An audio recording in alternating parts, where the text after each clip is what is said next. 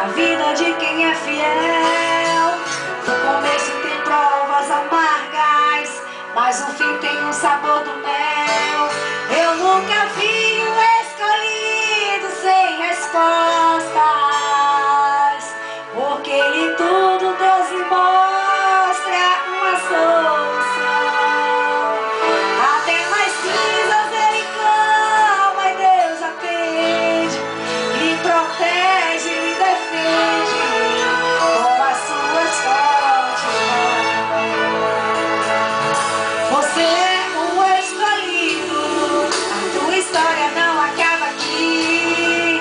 Você pode estar chorando agora, mas amanhã você irá sorrir. Deus vai te levantar das cinzas e do pó. Deus vai cumprir tudo que tem te prometido.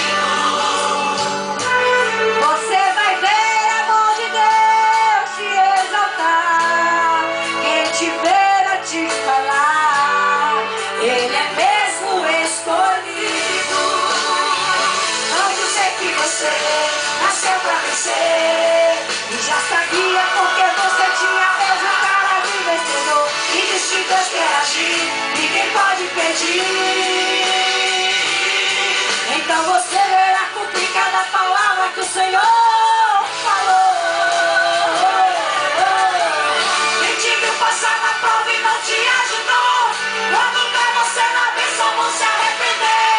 Vai estar entre a plateia e você no palco, vai olhar e ver Jesus brilhando em você. E sabe no teu pensamento você vai dizer: meu Deus, como vale a pena de te ser fiel. Na verdade a minha prova tinha um gosto amargo, mas minha vitória hoje tem sabor de mel. Tem sabor de mel, tem sabor de mel. A minha vitória hoje tem sabor de mel.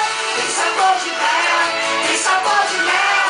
A minha vitória hoje tem sabor de mel. Minha vitória hoje tem sabor de mel.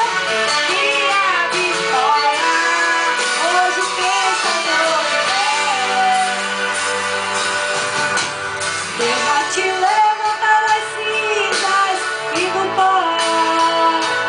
Deus vai cumprir tudo que tem te prometido.